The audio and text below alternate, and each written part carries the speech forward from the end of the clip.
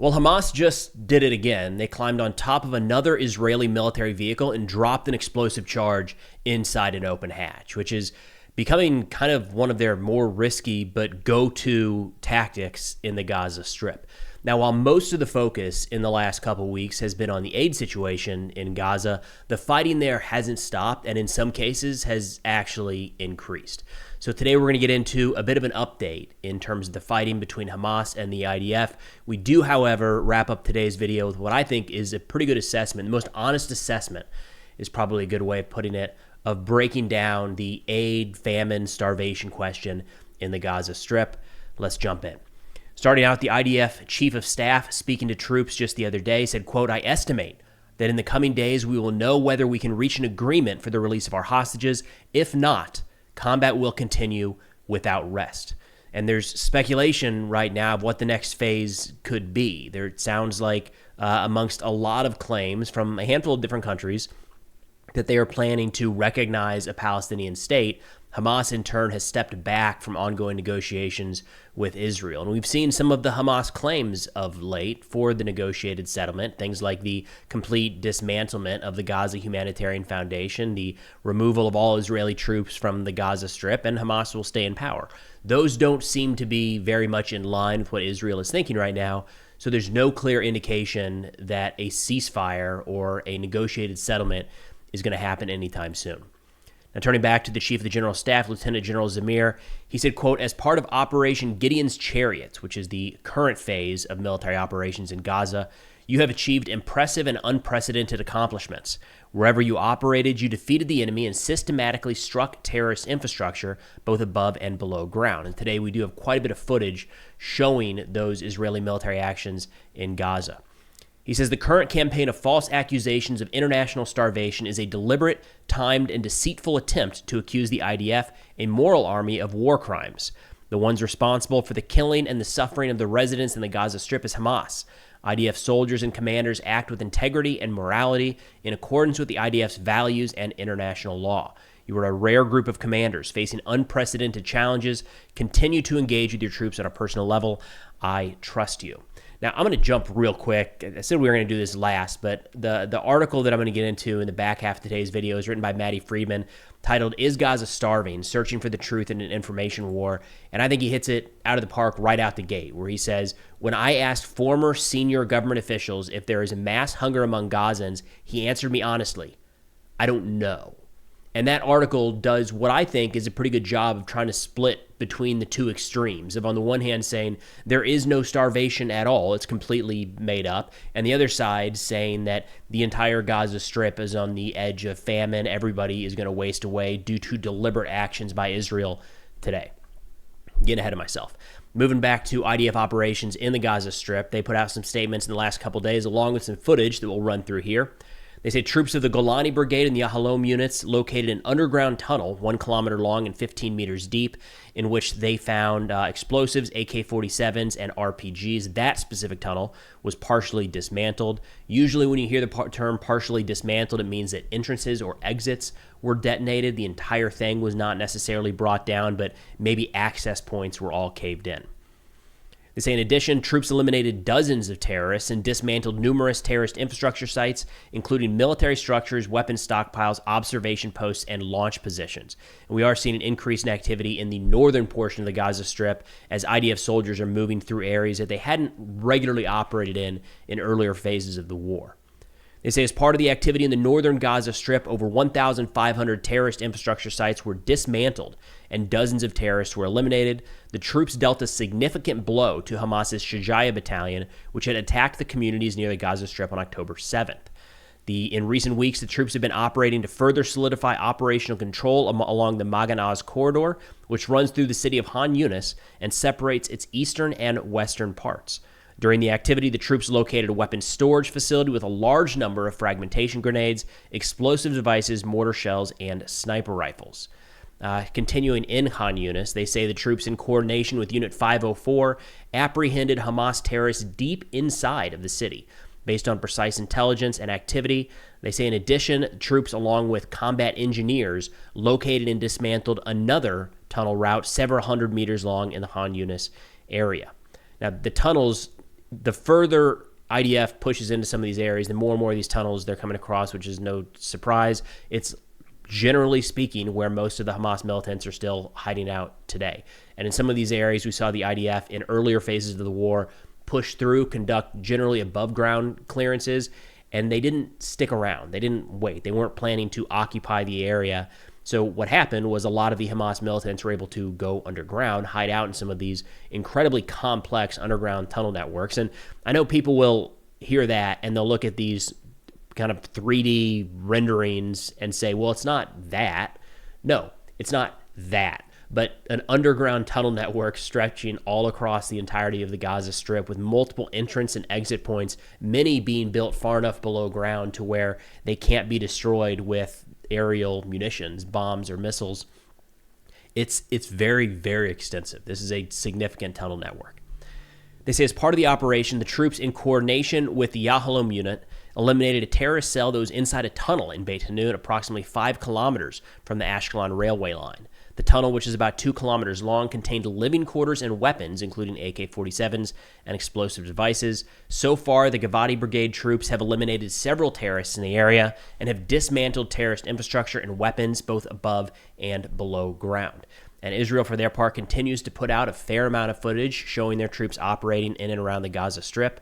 When it comes to the aid distribution points, most of the footage we're seeing right now is coming from the Gaza Humanitarian Foundation. I'll link that in the description below. They're the ones operating the couple aid locations in the south. They, at this point, to my knowledge, are not operating locations in the north. That's the United Nations. So they're kind of operating side by side in the Gaza Strip, at least, just different locations. Gaza Humanitarian Foundation is putting out regular videos, pictures, and updates and interviews about activities in their section, but they are a step away from the IDF. So we actually got a video the other day of a bunch of Palestinians kind of running quickly towards an aid site, and we saw the Israeli commander on site yelling at his troops, stand down, don't fire, don't fire. And you can kind of see the panic and the chaos that could lead to deadly and tragic accidents.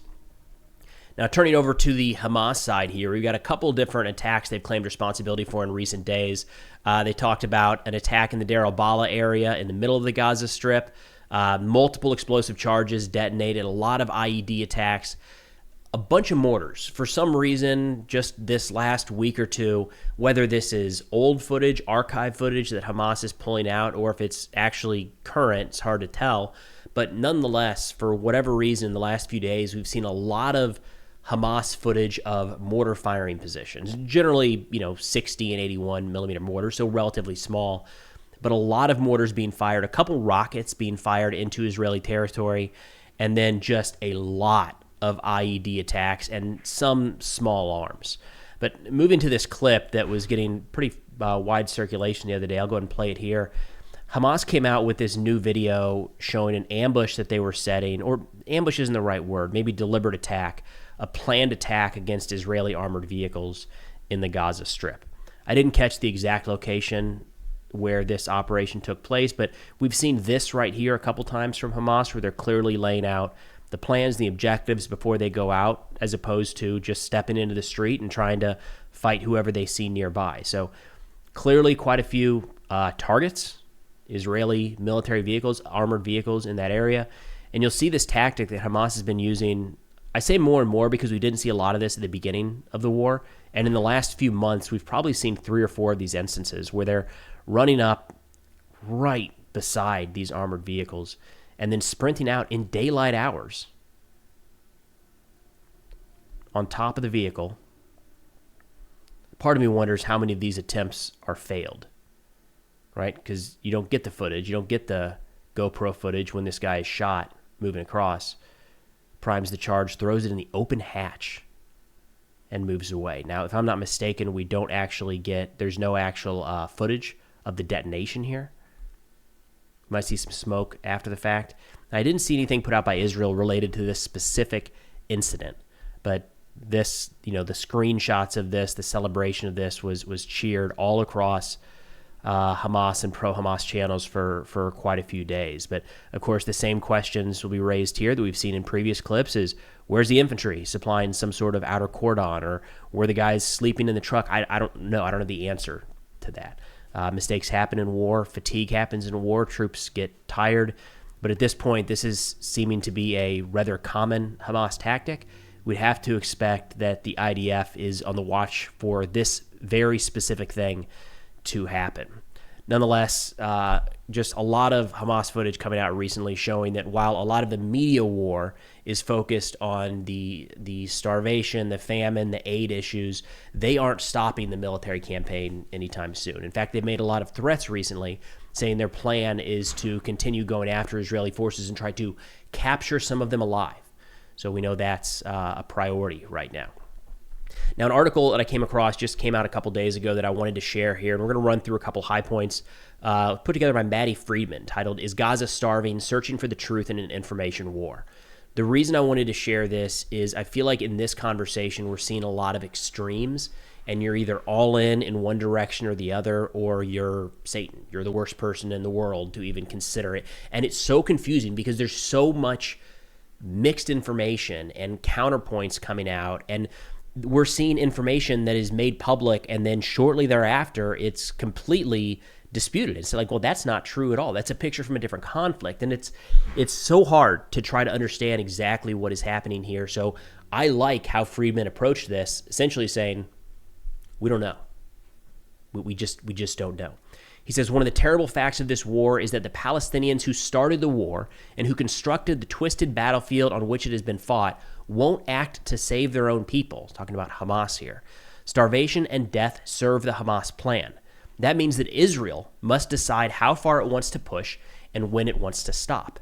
Now, I imagine folks are going to assume that this goes entirely in the supporting Israel, backing Israel camp. It's not. He pushes back in every direction and says, we can't really trust any of the information that's coming out right now.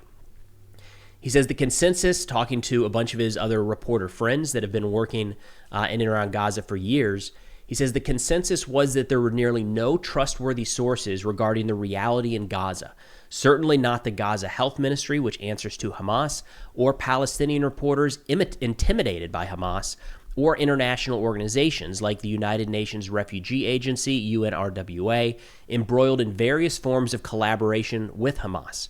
All of the above are engaged in a successful information campaign that uses Palestinian suffering, real and imagined, to catalyze international anger and tie Israel's hands. Again, I'm just hitting a couple of the high points here. This article is pretty long. It will be linked in the description below. He says the international press isn't the answer. During my years as a reporter and editor for the Associated Press, I saw coverage altered by Hamas threats to our staff. While this fact was concealed from readers, I know firsthand that nearly no information coming from Gaza can be taken at face value. But he doesn't stop there. He turns his sights on the frustration with the Israeli government and the Israeli military as well. He says, neither can we trust our own government, talking as an Israeli, which has regularly misled the public about the war's progress. Netanyahu assured Israelis over a year ago that we are a step away from victory, about the shifting goals of the campaign, about the success of various operations, which have seen soldiers repeatedly return to areas that have already been cleared at great cost, and about the priority assigned to the release of hostages, many of whom were released in prisoner swaps only because of American pressure, and 50 of whom remain alive and dead in Hamas's hands. And we can't trust the information from the army, which regularly spins information overtly or by omission. And he cites a video that I'll play here that I saw circulating last week, where he says the army released a video last week showing Hamas members eating plentiful food in a tunnel, for example, but a military reporter for Haaretz said the clip is a year old and some of the fighters shown in that video are long since dead. He does quote Ohad Hamo, a Palestinian affairs reporter for Channel 12 News, the country's most widely watched news program, who last night shared a report where he said food warehouses serving Hamas fighters are still full, and the crisis wasn't only Israel's fault. However, I don't know if people are dying directly from hunger, as is being claimed in Gaza, but there is hunger in Gaza, and we need to state this loud and clear. He said even when aid makes it in, It's only the fit young men who have any shot at fighting for the sacks and crates besides the trucks and food centers. The aid isn't reaching many who need it. And he's spoken to people, he said, who hadn't eaten in days. So, like, a little bit of truth in every direction is kind of the way that I interpret that story, and that it's going to take a lot of work, and I don't think we have a clear solution to fully understand what the exact situation is right now. And the reason he presented this article kind of at the beginning was saying, how are we supposed to make the right decision if we don't have accurate information to base that decision on? So I like the direction that he's going, the humility of saying we don't know at this point. But again, if interested in reading or sharing that article, it'll be linked in the description below. But that's all we got for now. Thanks for watching, and I'll see y'all next time.